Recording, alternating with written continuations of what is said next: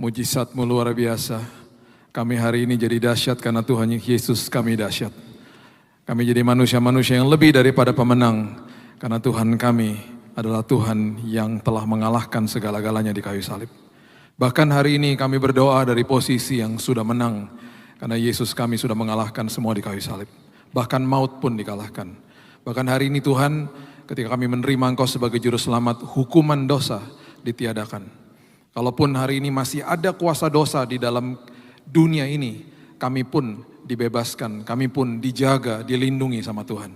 Itu sebabnya masa depan kami penuh dengan kemuliaan, karena kami menatap sebuah proses kemuliaan yang menanti bagi setiap kami anak-anak Tuhan. Mengucap syukur, berterima kasih buat anugerah-Mu. Kami sambut firman-Mu dalam nama Yesus kami berdoa, kita sama-sama katakan, amin, amin, amin, amin. Silakan duduk, shalom. Selamat bulan Februari, begitu cepat waktu berjalan.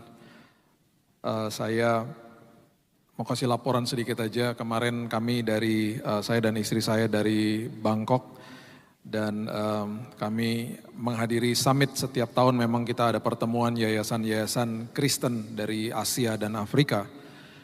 Dan kemarin kami berkumpul di sana, compare notes, kemudian kami saling mendoakan, kami saling membantu, kami saling sinergi.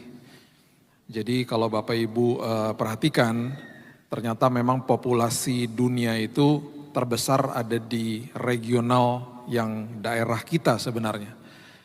India baru take over secara populasi menjadi negara dengan populasi terbanyak di dunia, baru mengalahkan Cina. Dan Cina nomor 2, setelah itu baru Indonesia. Indonesia sebentar lagi akan menembus mungkin 300 juta penduduk.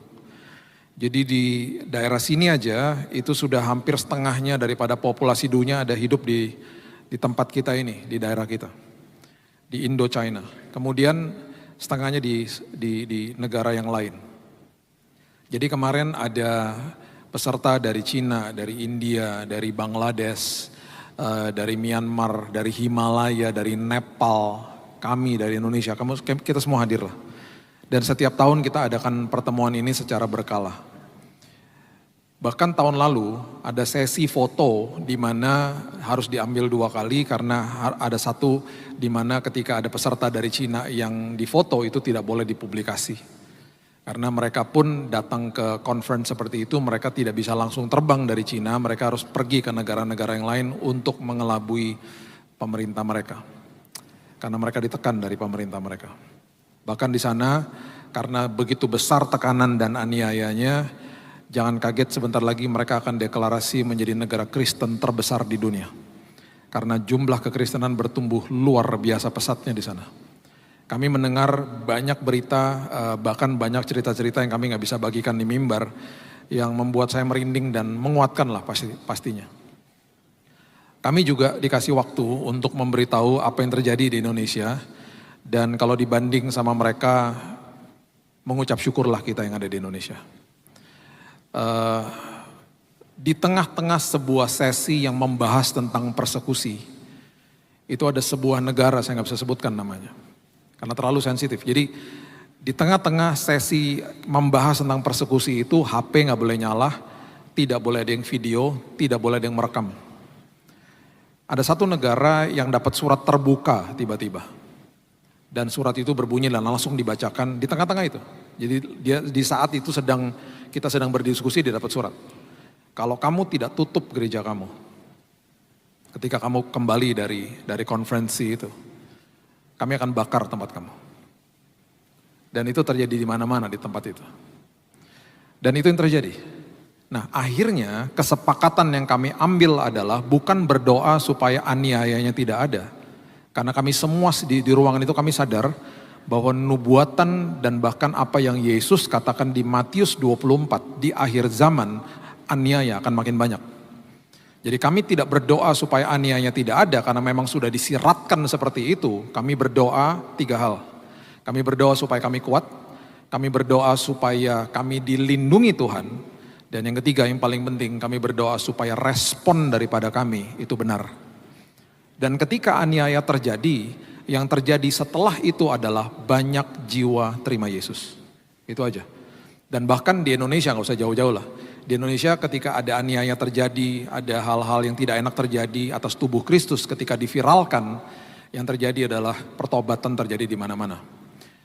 Yayasan yang saya dan istri saya bergabung ini memang sudah 59 tahun usianya, didirikan sama orang tua kami. Ada satu divisi yang kami membantu hamba-hamba Tuhan di daerah. Jadi saya udah biasa lah ke desa, tahun lalu saya ke atas gunung malah di Papua. Dan nanti tahun ini akan ada lagi trip-trip seperti itu. Sukacita saya. Karena ini tempat-tempat di mana kami bantu sudah 59 tahun, setiap bulan.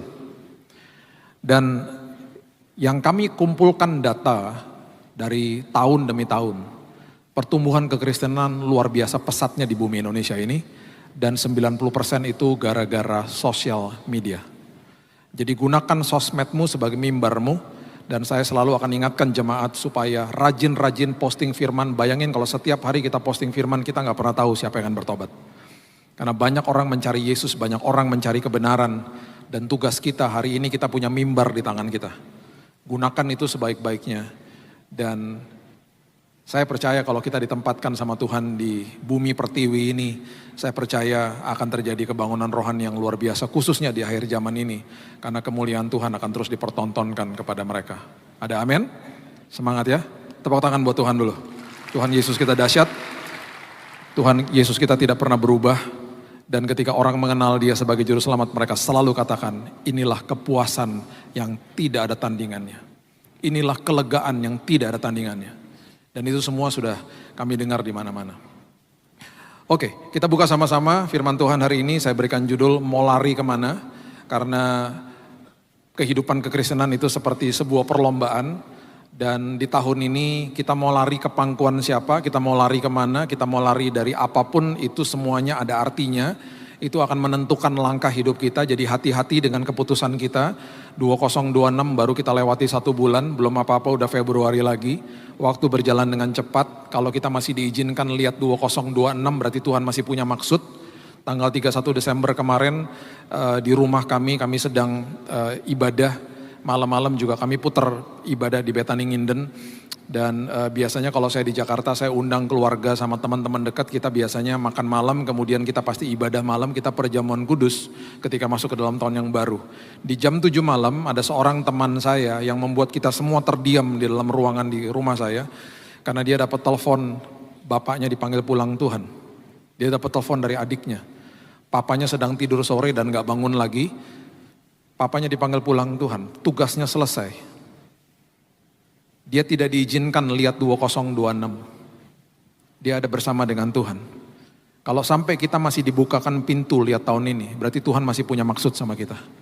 Gunakan sisa waktumu sebaik-baiknya. Jadi setiap tahun itu kita akan mengalami yang namanya ulang tahun kalender sama ulang tahun kelahiran kita. Gak lama setelah ulang tahun kalender saya ngerayain ulang tahun saya di bulan Januari. Saya makin kesini ulang tahun makin gak suka. Karena ngerasa ya gitu deh.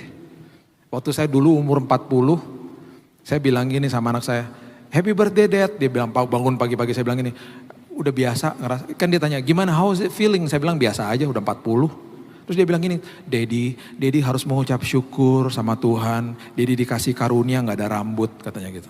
Karena kalau sampai ada rambut uban pun orang gak bisa lihat. Jadi udah tenang aja katanya, bakal awet muda. Itu rupanya kata-kata profetik. Sebentar lagi saya mau 60 tahun. Puji Tuhan masih kayak begini toh, gak kelihatan ubannya ya. Gak kelihatan ya, puji Tuhan ya. Gak bener, anak saya ngomong bener itu, gak kelihatan ubannya, dia tenang aja. Paling di sini-sini aja lah kelihatan dikit. Oke, dengan bertambahnya usia, makin berkuranglah kesempatan kita ada di sini. Gunakan, hargai waktumu sebaik-baiknya. Firman Tuhan mengatakan begini, 1 Korintus 9 ayat 24. Tidak tahukah kamu bahwa dalam gelanggang pertandingan semua peserta turut berlari. Tetapi bahwa hanya satu orang saja yang mendapat hadiah.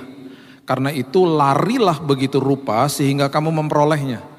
Jadi Paulus ini menggambarkan bahwa kehidupan kekristenan itu seperti sebuah perlombaan. Kita mau lari kemana sih? Gitu ya. Nah, ketika kita mengerti prinsip ini, kita juga harus paham bahwa kita juga gak bisa mengatakan begini, oh saya gak lari. Dari Tuhan kok Pak. Mungkin karena pikiran kita berpikir bahwa saya tidak lari dari kepercayaan saya kepada Tuhan Yesus saya misalnya. Itu ekstrimnya lah. Tapi jangan kaget, banyak orang Kristen lari dari panggilan, lari dari ketaatan, lari dari fungsi hidupnya. Dia meninggalkan tanggung jawab. Dia berpikir kalau saya tinggalkan tanggung jawab itu akan hilang begitu aja, enak aja. Tanggung jawab ketika ditinggalkan itu menjadi beban buat orang lain. Perhatikan prinsip itu baik-baik. Jangan pernah lupa. Karena itu akan ngerepotin orang lain. Jadi sekarang kita mau masuk ke 2026 ini mau lari kemana? Bahkan ada orang Kristen yang jatuh dalam dosa. Dia tidak mau lari ke pangkuan Tuhan karena dia pikir Tuhan marah sama dia. Jadi pengertian-pengertian seperti begini yuk kita luruskan. Karena orang yang justru jatuh, orang yang justru kepleset ke dalam dosa. Harusnya dia lari kepada pangkuan Bapa minta dipulihkan. Banyak orang Kristen rasa tertuduh karena dia merasa Tuhan menghukum, menghakimi, dan menuduh dia. There is no condemnation Roma 8 ayat 1. Semuanya diselesaikan di kayu salib. Bukannya berarti itu juga menjadi tiket buat dosa, bukan. Karena ketika kita terus lakukan dosa, yang rugi kita sendiri karena ada akibat dosa. Akibat dosa saya perlu luruskan berkali-kali. Itu bukan hukuman Tuhan, tapi itu karena ulah kita sendiri. Jadi jangan salah-salahin Tuhan. Ketika dia katakan selesai, teleo, tetelestai, komplit di kayu salib. Selesai. Makanya jangan dipermainkan darah yang telah tercurah, yang begitu mahal harganya. Ya, tetap akan ada yang namanya akibat dosa kalau kita tetap melakukan dosa. Yang rugi kita sendiri. Makanya Tuhan kasih guardrails, Tuhan kasih petunjuk. Ini loh nak, ini buku manualnya, Alkitabnya. Hati-hati dengan hidupmu, kelola dengan sebaik-baiknya. Dan kamu harus tahu kalau kamu lakukan ini nanti kenapa, kalau kamu lakukan ini nanti membawa kebaikan dan seterusnya dan seterusnya. Nah ada seorang tokoh di Alkitab, seorang hamba lah, seorang yang mungkin menjadi second class citizen lah, menjadi orang-orang yang ya nggak dianggap lah. Pribadi namanya Hagar. Mungkin karena sering kita membahasnya Sarah, majikannya, kita nggak pernah bahas Hagar. Hagar ini hambanya dia, ya. Pembantu rumah tangganya dia. Seorang yang berasal bukan dari bangsa Yahudi tapi dari Mesir. Nah satu kali Sarai ini masih Sarai waktu saat itu. Dia gak sabar nunggu keturunan dari Tuhan. Dia ngomong sama suaminya, udah hamba aku ambil aja jadi istrimu. Ya karena ulahnya dia akhirnya Hagar itu hamil. Dan waktu dia hamil Hagar yang adalah hambanya ditekan sama dia. Ya salahnya juga salah dia kok gitu ya. Coba baca Kejadian pasal yang ke-16. Kejadian pasal yang ke-16 ayatnya yang ke-5. Lalu berkatalah Sarai kepada Abram, penghinaan yang kuderita ini adalah tanggung jawabmu. Akulah yang memberikan hambaku ke pangkuanmu, tetapi baru saja ia tahu bahwa ia mengandung, ia memandang rendah akan aku. Tuhan kiranya yang menjadi hakim antara aku dan engkau. Jadi dia merasa bahwa ini hambanya ini berkelakuan kurang ajar sama dia ketika dihamili sama suaminya yang memang dikasih kok ini hambanya buat suaminya. Nah ketika ini terjadi akhirnya dia kesal, dia marah, dia menekan hambanya. Ayat berikutnya dikatakan, kata Abram kepada Sarai, hambamu itu ada di bawah kekuasaanmu. Perbuatlah kepadanya apa yang kau pandang baik. Lalu Sarai menindas Hagar sehingga ia lari. Hagar ini lari meninggalkannya. Waktu dia lari, Tuhan menghampiri dia di padang gurun. Lalu malaikat Tuhan ayat 7 menjumpainya dekat suatu mata air di padang gurun, yakni dekat mata air di jalan ke Syur. Padang gurun adalah lambang di mana manusia mengalami proses, manusia tidak tahu arah, manusia nggak ngerti harus kemana dan seterusnya dan seterusnya. Dia bingung. Tuhan menghampiri dia dan kemudian Tuhan bertanya sebuah pertanyaan retorik, pertanyaan yang Tuhan juga sudah tahu jawabannya, bukannya berarti Tuhan tidak tahu. Dia bertanya begini, Hagar hamba Sarai ayat 8, dari manakah datangmu dan kemanakah pergimu? Kamu tuh dari mana sih? Terus kamu mau lari kemana sih? Gitu. Itu maksudnya. Bukannya berarti Tuhan nggak tahu, Tuhan lagi mau supaya Tuhan lagi memberikan petunjuk kepada dia supaya dia sadar dan pikirannya terbuka. Yang dia bisa jawab adalah cuman ini, dia bilang begini, aku lari meninggalkan Sarai nyonyaku. Yang dia bisa jawab adalah aku lari. Dia nggak bisa kasih tahu kemana dia akan pergi, karena setiap orang yang lari dari panggilannya bingung pasti. Dia nggak tahu harus kemana. Nah, ketika ini terjadi, perhatikan kalimat berikut ini, malaikat Tuhan, ya kata malaikat Tuhan ayat 9, kembalilah kepada nyonyamu. Nah loh, kan ditindas Tuhan. Biarkanlah engkau ditindas di bawah kekuasaannya.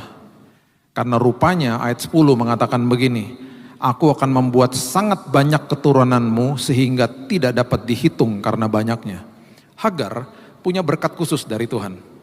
Apapun kritikan orang tentang keturunan dia dan apapun itu, Tuhan punya berkat khusus asal dia kembali kepada fungsinya. Nah, seringkali banyak orang lari dari panggilan hidup, dari hadirat Tuhan karena dia merasa berdosa, lari dari ketaatan, lari dari apapun yang Tuhan mau tetapkan dia lakukan. Dia lari karena dia beranggapan bahwa lebih mudah saya lari daripada saya berhadapan sama apa yang sedang saya hadapi. Gitu loh. Nah, itu yang bahaya, itu yang perlu diaddress, itu yang perlu dikemukakan supaya kita sadar tahun ini jangan sampai langkah-langkah kita ini dibohongin iblis. Karena memang ketika kita mau masuk ke dalam jalannya Tuhan, nanti kita lihat ayatnya, dari luar tampaknya tuh nggak enak. Ketika kita diperhadapkan sama pilihan, ini jalan Tuhan, ini jalan yang lain, lebih enak di mata jasmani kita jalan yang lain. Jadi sering kali manusia mengambil jalan itu. Hagar juga begitu. Lebih gampang kabur lah daripada berhadapan sama kayak beginian. Tapi Tuhan bilang gak bisa. Panggilan kamu, tugas kamu, fungsi kamu, apapun yang aku panggil dalam hidupmu ada di situ. Walaupun kamu ditindas, walaupun tidak enak pada saat ini, biarlah kamu hadapi semua masalahmu dulu, biarlah nanti aku akan memberikan berkat khusus kepadamu. Gak bisa kamu lari. Kalau kamu lari dari panggilanmu, itu yang terjadi. Kamu hanya bisa memberitakan bahwa kamu lari dari nyonyamu, tapi kamu gak bisa tahu kan kamu mau kemana. Dengan kata lain Tuhan bilang gini, jangan membuat padang gurunmu sendiri. Tuhan bilang gini, lebih baik kamu jalan sama aku, dan sesekali memang aku akan tuntun kamu lewat padang gurun. Sesekali aku akan tuntun kamu lewat badai. Sesekali saya akan tuntun kamu lewat lembah kekelaman, tapi kan sama saya. Ketika kamu jalan sama saya, lembah, padang gurun, badai akan jadi sekolah kehidupan. Kamu aman karena kamu berjalan sama aku akan lindungi kamu, kita semua akan keluar dari tempat itu bersama-sama, kamu akan belajar sesuatu, kamu makin dekat sama aku. Itu maksudnya. Jangan buat padang gurun sendiri, alias kamu lari dari saya. Kalau kamu lari dari saya, kamu akan merugikan diri kamu sendiri, kamu gak tahu arahnya kemana, gak ada yang tuntun kamu. Banyak orang karena keputusannya buat masalah sendiri dalam hidupnya. Makanya lebih baik ya kita ikut Tuhan. Walaupun sesekali memang kita dituntun, ingat ya, saya udah katakan berkali-kali loh, kita ini adalah orang Kristen, artinya pengikut Yesus. Pengikut Yesus artinya tangan dia yang perkasa tidak pernah sedetik pun lepasin kita. Jadi kalau kita tiba-tiba ada di sebuah tempat yang gak enak, kalau kita terus taat ya, terus kita ada di tempat-tempat yang gak enak, itu tangannya gak pernah lepasin kita. Kita tidak membuat yang namanya padang gurun kita sendiri. Karena kita tidak lari dari dia. Kita tidak lari daripada hadiratnya, kita tidak lari daripada panggilannya. Kita tetap berpegang teguh sama tangan yang perkasa itu. Jadi walaupun diajak ke dalam terowongan yang gelap, bahkan mungkin kita berteriak, ujungnya gak kelihatan Tuhan. Tuhan akan bilang, tenang, jalan sama saya. Nanti setelah udah lewat semuanya, Tuhan kerap kali akan bilang gini, coba kamu lihat ke belakang. Kita lihat ke belakang, kita bilang gini, kok bisa ya Tuhan aku lewati semuanya itu. Tuhan akan ingetin lagi, kan sama saya. Disitulah kita belajar mengenal dia dengan lebih baik. Kita belajar sekolah kehidupan. Yang tadinya saya takut jadi tidak takut. Yang tadinya saya khawatir jadi tidak khawatir. Kita sekolah kehidupan di situ. Makanya Tuhan bilang sama Hagar, balik. Walaupun kamu ditindas, balik. Aku yang akan pimpin kamu. Makanya keluarlah deklarasi dari mulutnya dia. Di ayat yang ke-13, Hagar mengatakan begini. Kemudian Hagar menamakan Tuhan yang telah berfirman kepadanya itu dengan sebutan Engkaulah El Roy. Artinya adalah, bukankah di sini kulihat dia yang melihat aku. The one who see me, he that sees me. Itu artinya, saya nih hamba loh, saya itu siapa sih? Mungkin di antara kita, saya adalah one of the statistics, saya adalah satu orang dari sekian banyak orang percaya. Masa Tuhan perhatikan saya segitu detail? Oh yes, karena dia maha tahu. Oh yes, karena dia maha hadir. Oh ya, karena dia maha kuasa. Setiap kehidupan dia adalah Allah El Roy bagi setiap kita. Jadi saking dia tahu detailnya, saking dia tahu masa depan bagi kita, bahkan dia sudah ada di masa depan kita, dia katakan, udahlah, aku tuh tahu kamu, aku lihat langkah-langkahmu setiap hari. Aku yang menetapkan, aku yang tentukan. Jangan lari dari aku. Jangan buat padang gurunmu sendiri. Ketika kita mengerti ini, kita paham bahwa kita juga adalah manusia yang harus hati-hati dengan yang namanya tanggung jawab dalam hidup ini. Selama 28 sampai mau masuk ke 29 tahun ini saya pelayanan. Orang yang lari dari tanggung jawab. Tanggung jawabnya gak hilang. Dia pikir lari dari tanggung jawabnya akan hilang. Enggak, tanggung jawabnya akan diemban sama orang lain dan merugikan orang lain. Jangan lari dari fungsi. Jangan lari dari panggilan. Contoh sederhana. Di awal tahun 2000, ya. Di awal tahun 2000 ada kelompok konglomerat lah. Saya nggak bisa sebut namanya, nggak etis. Mereka bilang, Pak tolong mentor anak-anak saya, anak-anak kami. Dengan kata lain, saya nggak punya waktu, tolong mentor aja. Jadi ya udah, saya tiap minggu ke sana gitu. Kalau bawa teman nggak bisa, harus di screening dulu, nggak bisa sembarangan masuk karena malu mereka kalau ketahuan. Anak-anaknya banyak yang trouble child, banyak yang punya masalah. Kenapa? Contoh, ada salah satu dari mereka ulang tahun. Saya datang ke rumahnya, umur 17, sweet 17, dikasih home theater sama bapaknya, harganya ratusan juta. Teman-temannya main game di teater di rumah. Terus dia anak murung, saya tanya, kenapa kamu murung? Kan hari ulang tahun kamu. Saya nggak pernah lupa dia ngomong gini. Dia panggil saya kakak, kak, aku nggak butuh semua ini. Aku nggak butuh harta, aku nggak butuh uang, aku nggak butuh yang namanya nanti perusahaan papa mau kasih. Aku nggak butuh itu semuanya. Aku butuh dia hadir. Diem saya. Emangnya dia nggak ada? Oh nggak ada. Saya ulang tahun bertahun-tahun nggak pernah ada. Lagi di mana papa? Main golf sama teman-temannya. Saya dikasih ini, saya dikasih mobil mewah di garasi. Kakak suka lihat kan ada supirnya kok. Fasilitas lengkap, saya mau kemana juga, mau kuliah tenang aja semuanya disiapin sama dia. Perusahaan udah dijamin sama dia.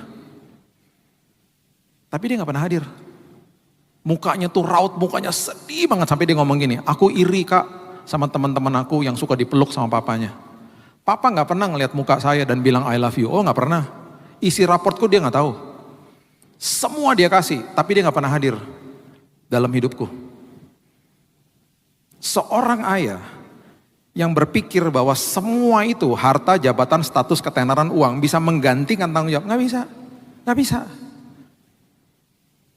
Orang akhirnya tidak ngerti prioritas. Makanya nanti Bapak Ibu baca Matius 25 ayat 25 sampai 28 mengatakan begini.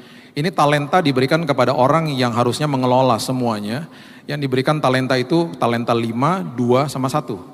Yang 5 jadi 10, yang 2 jadi 4, yang 1 gak diapa-apakan. Lihat kata-katanya keras loh. Matius 25 ayat 25. Karena itu aku takut dan pergi menyembunyikan talenta Tuhan itu di dalam tanah.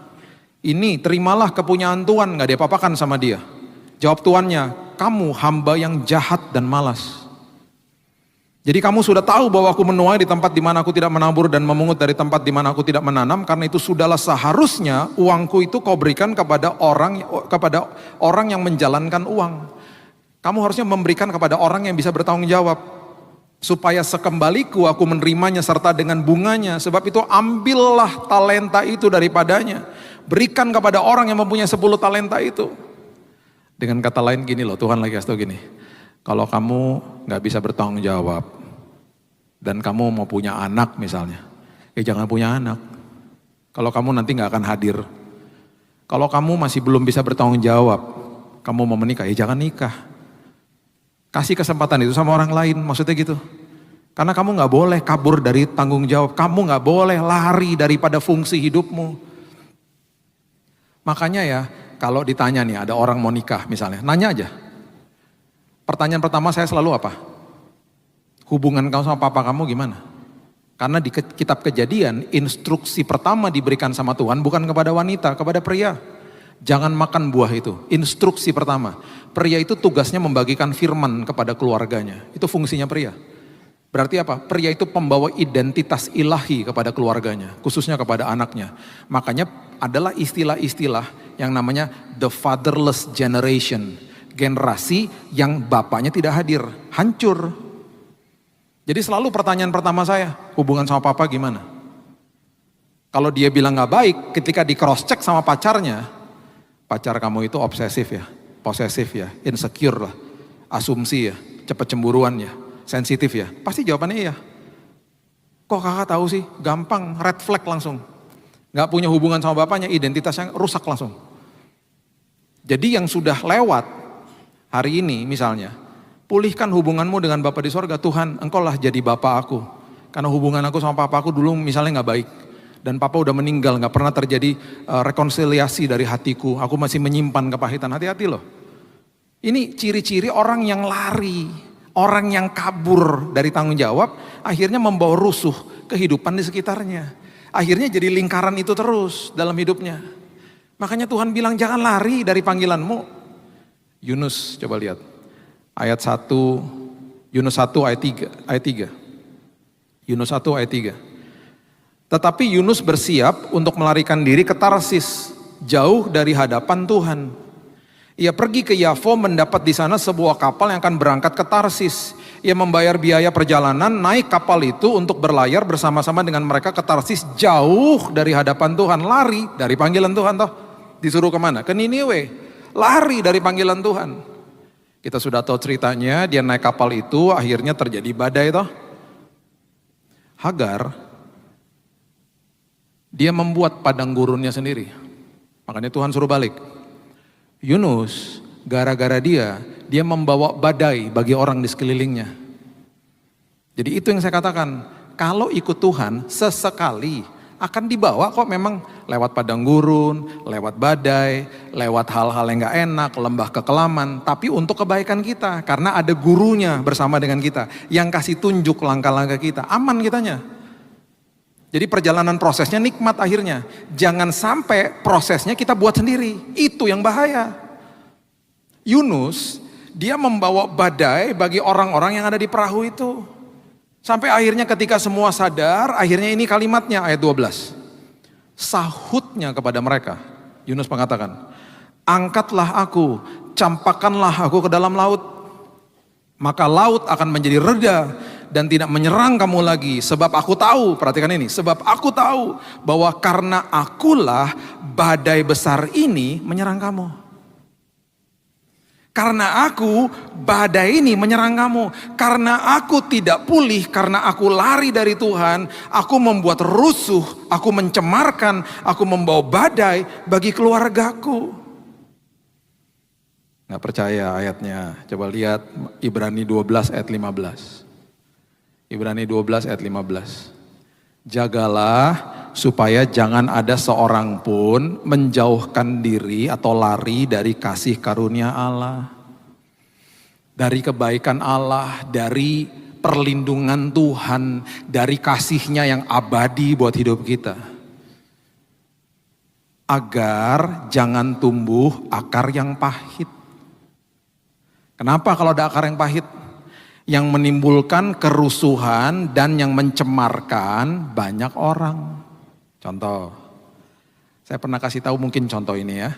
Papa saya tuh kabur dari kampung Tomohon di Manado. Karena papanya dia, opa saya, tentara Kenil di Manado dulu menyiksa papa saya. Ditelanjangin, diikat di pohon, digerangin semut merah, dipukulin depan desanya. Di tahun 60-an dia kabur, dia lari dari bapaknya karena dia kepahitan sama bapaknya. Benci dia sama bapaknya, dendam bahkan. Dia lari ke pelabuhan Bitung di Manado, dia numpang kapal barang, Dia nggak punya uang, dia bilang sama nahkodanya, tolong bawa saya, kapal itu menuju kemana? Ke sini, kota Surabaya. Di tahun 60-an kabur dia ke sini, kota Surabaya. Dari kota Surabaya dia pindah ke Bandung, dari Bandung dia pindah ke Jakarta. Di situ dia ketemu mama saya di sebuah gereja. Ini kisah ini dia ceritakan sama saya waktu saya duduk di bangku SMA. Yang waktu dia kisahkan cerita ini saya baru dengar dari teman saya yang digebukin sama bapaknya. Gara-gara papanya dia digebukin juga sama bapaknya yang dulu. Jadi udah kayak lingkaran setan aja udah. Jadi waktu dia cerita sama saya bilang, pertanyaan pertama saya karena saya ingat cerita teman saya di sekolah, saya bilang gini, loh kok papa gak pernah gebukin kita? Kok papa setiap hari penuh dengan sukacita gitu, mukanya tuh gini. Bahkan di rumah tuh yang disiplin tuh selalu mama. Kalau mama disiplinnya agak keras, dia selalu suka pegang punggungnya mama. Udah, ngomong bahasa Belanda kan mereka. Latmar, udah biarin aja. Udah. Itu papa. Lembut banget orangnya. Penuh dengan senyum. Makanya waktu dia pergi dipanggil pulang Tuhan tahun 2010 sampai hari ini saya masih kangen sama dia. Kangen banget saya. Saya masih meneteskan air mata kalau inget dia. I miss him. Terus saya tanya, papa kok gak pernah mukulin mama? Papa kok orangnya lembut banget? Saya gak pernah lupa dia bilang begini. Betul saya lari dari orang tua saya. Tapi saya pastikan saya gak mau lari dari hadirat Tuhan. Saya justru lari kepada Tuhan. Dan saya melepaskan semua kepahitan di altar Tuhan. Karena saya gak mau bawa sampah dari masa lalu ke dalam keluargaku. Saya gak pernah lupa kata-kata itu. Sampai saya waktu baca ini saya bilang, iya ya, pantesan orang yang pahit, orang seperti ini mencemarkan, membawa badai, membuat rusuh keluarganya. Karena dia lari dari Tuhan, dia lari dari kebenaran firman, dia akhirnya membuat hidupnya menjadi badai, membawa badai bagi keluarganya. Pastikan di tahun ini jangan bawa sampah dari masa lalu. Karena pribadi yang paling sering ngomong sama saya adalah saya. Pribadi yang paling sering bicara sama saudara adalah saudara sendiri loh. Contoh sederhana ya, ada orang ini bagaimana iblis menggunakan sebuah skema sehingga orang itu bisa kepahitan. Sangat mudah. Makanya ya saya suka baca Mazmur. Coba bisa ditampilkan nggak? Mazmur 131 ayat 2. Nih ya, saya paling suka baca Mazmur. Kenapa? Karena Daud adalah pribadi yang paling sering bicara sama dirinya sendiri. Contoh-contoh yang keren-keren nih ayatnya seperti gini nih. Hai jiwaku, pujilah namanya. Hai jiwaku, jangan lupakan kebaikannya. Dia lagi ngomong sama dirinya sendiri. Itu bagi saya keren banget, luar biasa banget lah. Salah satunya ayat ini ayat sampai saya pakai di dalam doa saya sehari-hari loh. Dia ngomong gini, sesungguhnya aku telah menenangkan dan mendiamkan jiwaku. Aku menenangkan dan mendiamkan jiwaku yang penuh sampah kalau saya bisa tambahkan. Terus bagian keduanya dibilang begini, seperti anak yang disapih berbaring dekat ibunya. Ya, seperti anak yang disapih, jiwaku dalam diriku. Disapih itu artinya melepaskan ketergantungan sama susu. Jadi Daud lagi ngomong begini, heh jiwaku dewasa dong. Gitu. Keren. Saya suka banget bacanya, saya bilang gini, wow. I gotta do this. Saya mesti lakukan ini tiap hari. Tuhan, aku mau mendiamkan jiwaku Tuhan. Karena aku sadar aku tinggal di dalam dunia yang penuh dengan dosa. Dunia yang penuh dengan kegelapan. Contoh, yang saya katakan tadi ya. Orang nyakitin kita. Ngomongnya cuma sebentar mungkin. Ngomong kasar gitu ya. Nyakitin kita kan. Sakit hati itu normal. Kepahitan itu gak boleh. Sakit hati itu normal ya. Kalau gak sakit hati ya kita bukan manusia lah. Sama kita jatuh juga sakit. Langsung diobati toh. Nah disakiti hatinya. Perhatikan, pribadi yang paling banyak ngomong sama kita adalah diri kita sendiri. Kita mulai ngomong gini tiba-tiba. Dalam hati, dasar. Memang kamu tuh memang dari dulu kelihatannya sombong. Pantesan usaha kamu gak berhasil. Lihat tuh, Tuhan hukum kamu. Kita ngomong sendiri loh. Kamu ya, lihat nanti, aku ketemu kamu lagi, jaga jarak aku sama kamu. Gak akan deket-deket, aku gak akan sapa kamu gitu. Kita ngomong sendiri. Kita berasumsi sendiri. Akhirnya tiba-tiba yang tadinya sakit hati jadi kepahitan. Makanya ya, kalau kita belajar, kita lihat hal-hal seperti begini. Tokoh-tokoh Alkitab ngomong sama dirinya sendiri. Yuk kita lakukan hal yang sama, kita jangan lari dari kebenaran firman. Harusnya kita ngomong, setelah kita dengar diri kita ngomong yang ngawur, kita harusnya ngomong apa? Enggak. No. Mungkin hari ini dia lagi bad mood, mungkin hari ini dia lagi ada masalah. Saya tidak akan biarkan apapun yang dia lakukan untuk membuat hidupku jadi downgrade. Enggak, Tuhan aku lepaskan pengampunan Tuhan. Tuhan aku lepaskan kemurahan hati. Aku gak mau pentingkan diriku Tuhan. Mungkin dia lagi dalam masalah, aku doakan dia Tuhan. Aku gak mau kepahitan sama dia. Kalau memang saya harus jaga jarak sama dia, no problem. Tapi ketika aku berjumpa dengan dia, aku harus nyapa duluan. Karena firman Tuhan bilang apa? Saling mendahului dalam memberi hormat. Saya akan sapa dia duluan. Ya udahlah, mungkin dia lagi toksik hari ini. Ya udah saya nggak usah deket-deket lah. Tapi paling nggak saya sopan sama dia. Merdeka kita. Nah seringkali jalan seperti begitu nggak mau kita tempuh karena nggak enak di awal. Bayangin Hagar suruh balik, ntar kamu akan ditindas. Ya nggak enak lah. Di awalnya nggak enak memang. Bapak Ibu, Yunus waktu dia kembali ke dalam jalan Tuhan, Tuhan mengirim ikan yang besar toh. Saya mau beritahu ini kepada kita. Di dalam sebuah perkara yang buruk yang pernah kita lakukan, setiap kali kita kembali kepada Tuhan, selalu Tuhan akan jadikan baik. Bahkan mendatangkan kebaikan bagi kita dan orang di sekitar kita. Perhatikan ini baik-baik. Kalau Bapak Ibu belajar sejarah tentang the Nineveh, tentang Niniwe, yang adalah bangsa Assyrian atau Asyur. Hari ini itu di kota nggak jauh dari Mosul, Irak hari ini. Itu tempatnya di situ, Niniwe, bangsa Asyur. Kalau kita lihat sejarahnya, ya, bangsa ini adalah penyembah dewa ikan, Dagon. Jadi waktu dia dimuntahkan sama ikan, itu kan beritanya tersiar di mana-mana. Kalau Bapak Ibu baca Yunus pasal yang ketiga, dengan sangat mudah mereka akhirnya percaya kepada Tuhan. Karena mungkin di dalam pikiran mereka di awal, oh ini dewa ikannya datang. Tuhan bisa menggunakan apa saja dan siapa saja untuk akhirnya mendatangkan kebaikan bagi siapapun yang lari kembali ke dalam pelukannya dia. Apapun masa lalumu, dia bisa gunakan semuanya untuk membawa kebaikan bagi kita. Lihat apa yang terjadi sama Yunus. Tuhan yang kirim tuh ikan. Kalau dia nggak kabur, Tuhan bisa gunakan cara yang lain, kita nggak tahu. Tapi karena dia kabur, Tuhan kirim ikan. Tuhan kirim ikan, dimuntahkan dari ikan, rupanya mereka adalah orang-orang yang penyembah dewa ikan. Jadi waktu dia masuk, orang-orang udah mungkin di awal pada rasa takut juga, oh ini dewanya nih mungkin gitu. Dia kasih kebenarannya. Dahsyat kan Tuhan? Itu sebabnya hari ini yuk lari ke dalam pangkuan dia. Lari ke dalam kebenaran. Lari ke dalam jalannya dia. Kenapa dari tadi saya katakan di awal itu jalannya banyak orang gak suka. Karena ini yang Alkitab katakan. Matius pasalnya yang ke-7 ayat 14 mengatakan begini. Matius pasal yang ke-7 ayat 14. Ini kenapa orang gak suka sama jalannya Tuhan. Karena di awalnya seperti begini.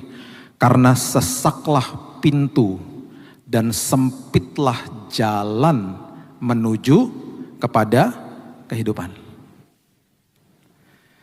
Dan sedikit orang yang mendapatinya. Oke, perhatikan ini baik-baik.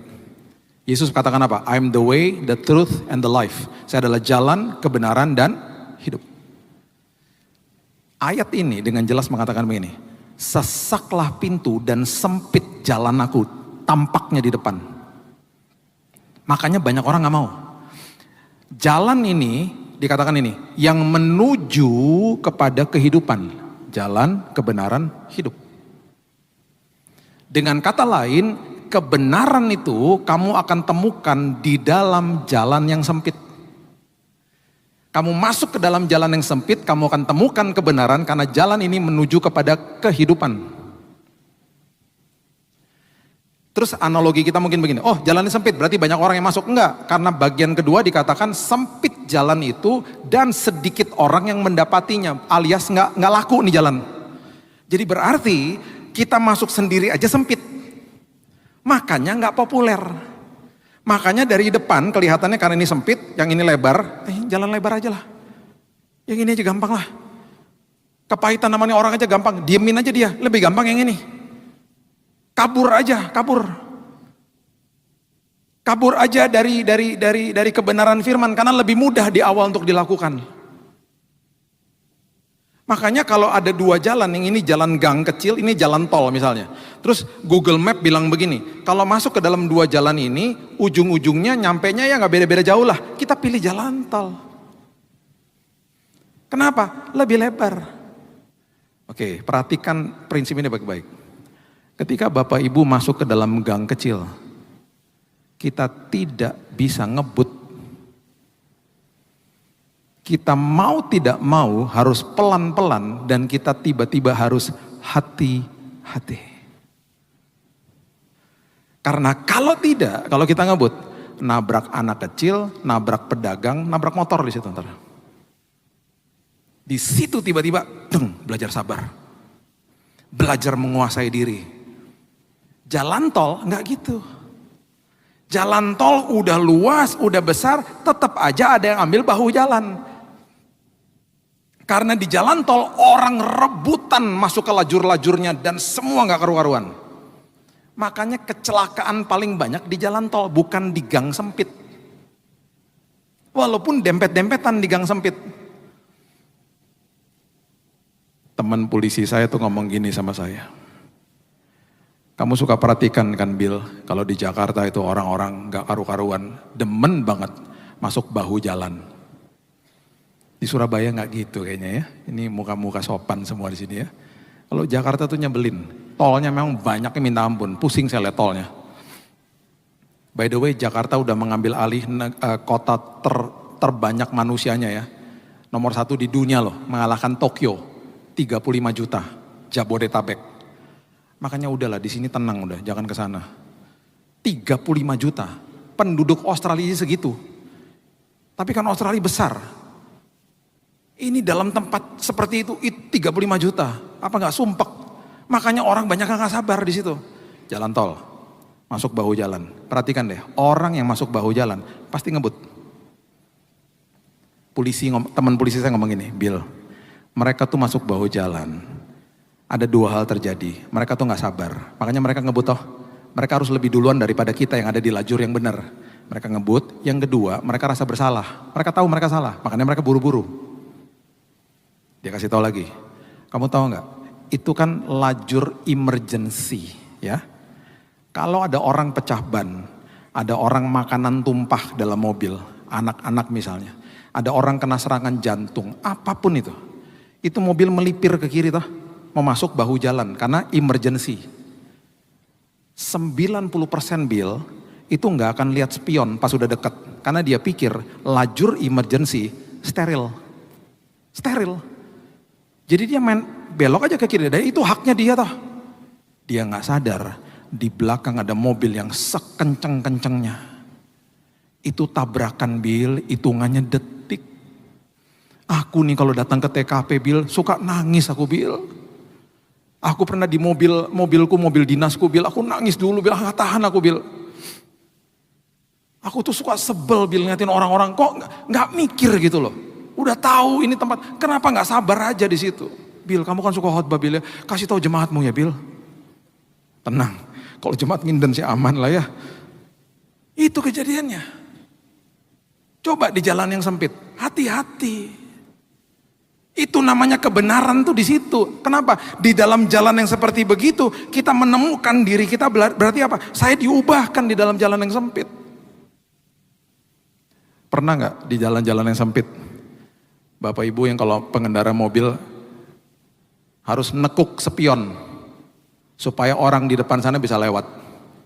Berkali-kali saya harus lipat spion terus buka jendela bilang gini, Mas lewat dulu Mas, biar saya juga bisa lewat.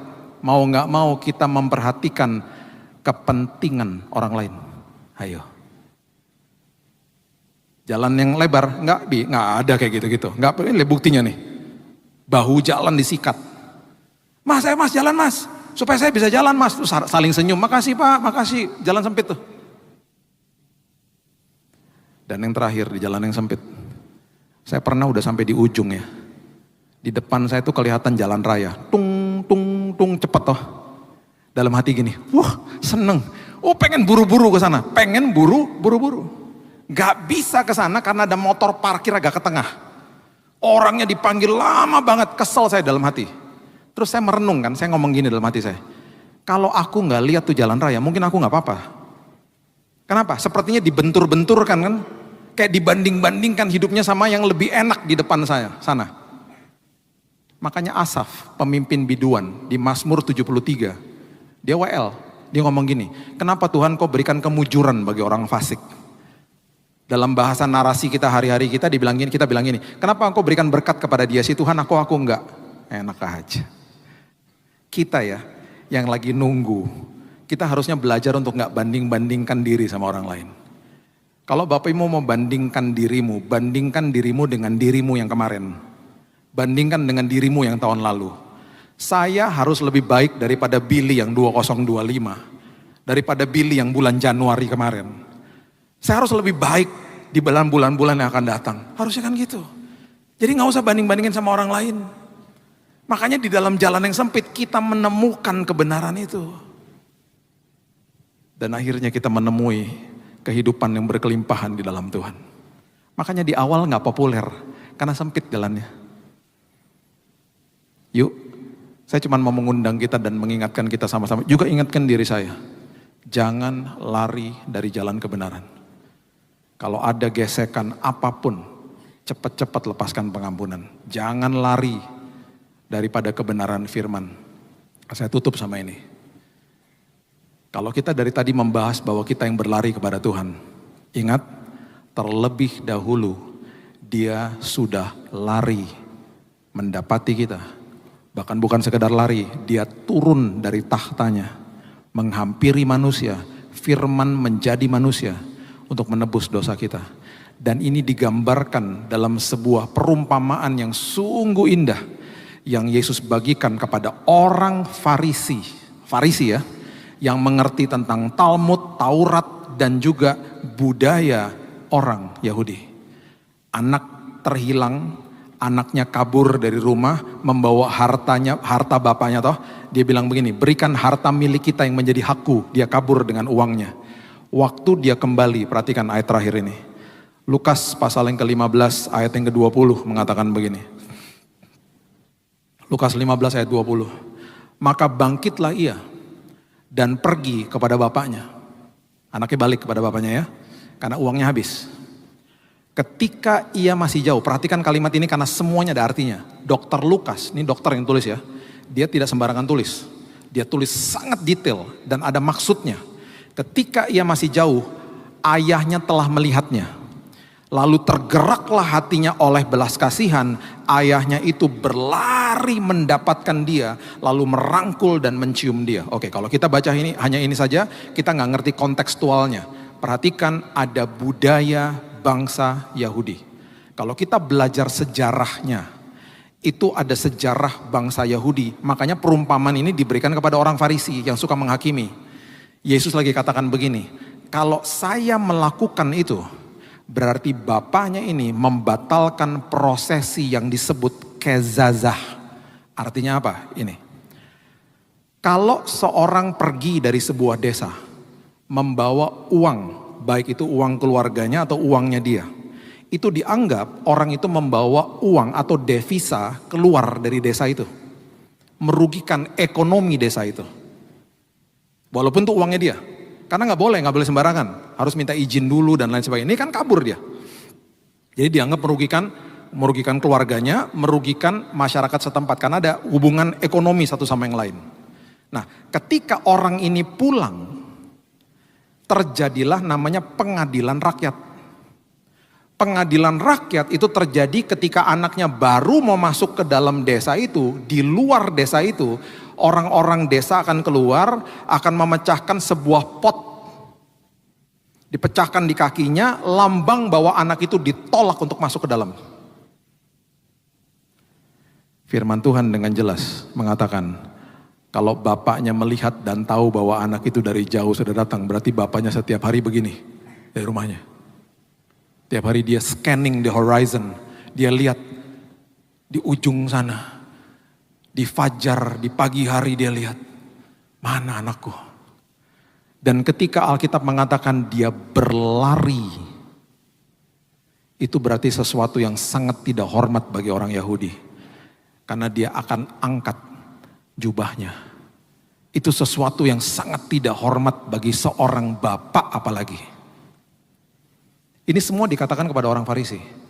Dan ketika bapaknya mendapati anaknya di luar sana, dia dului semua rakyat desa itu yang akan menghakimi dia.